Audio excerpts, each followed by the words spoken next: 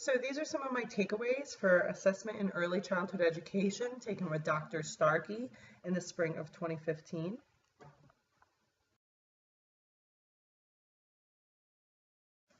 So the first point I would like to discuss is the fact that we never really discussed rubrics in other classes. So I thought in assessment it was really helpful to actually look at them, learn how to make them, learn about them, and also do it with real life examples with mathematics and writing. That's definitely going to help in the long run in the future classroom.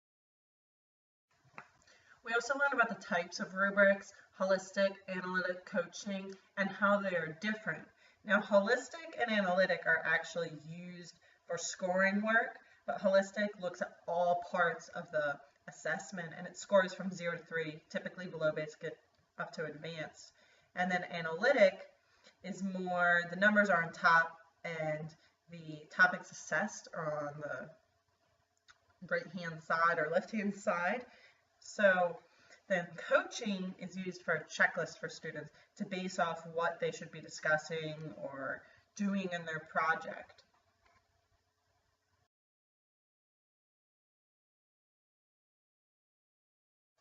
Another thing related to rubrics is the BCR and the ECR, so the brief constructive response and the extended constructive response.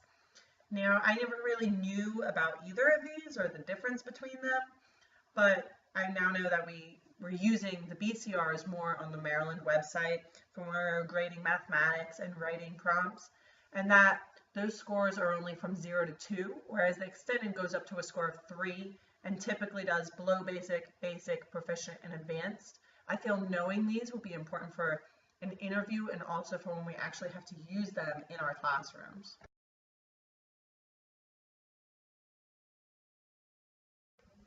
Next, I would say differentiated instruction was very important. The courses at Bloomsburg differ, special education versus general. Some say it's accommodating, whereas others say what we have learned in this class with the content process product, so on. Some teachers expect we already know what it is, so that's a little frustrating because you don't know what they're thinking and how we're supposed to write the lesson plan.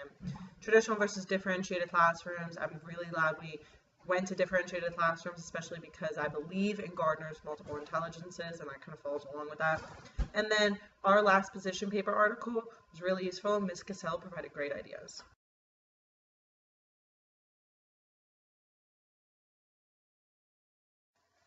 For differentiating instruction, this is basically what I've learned, the by, the through, the guided by. And I mainly want to focus on the photo for this, so I'm not just repeating what's on the slide, but we know that all of our students are different, but then we still seem to give them the same assessment, the same exams. So this is saying, please climb that tree. Well, the only person or animal that would really be able to climb the tree is the monkey. The bird could fly up it, maybe the elephant could reach it with its trunk, but it would not be a fair assessment to everyone. And this resembles our students in our classroom. There's also higher prep and lower prep strategies, the think-tac-toe, reading prompts, and then also we learned of what to tier. I never really thought about tiering homework, and that really opened my eyes of, oh, you can tier more than just lessons, and homework would be really useful, as well as notes for certain students in our classroom. Lastly is the Williamsport field trip. I went to Cochran Primary School, and I was in a first grade classroom. And I absolutely love this experience. I feel like it should be kept in the class.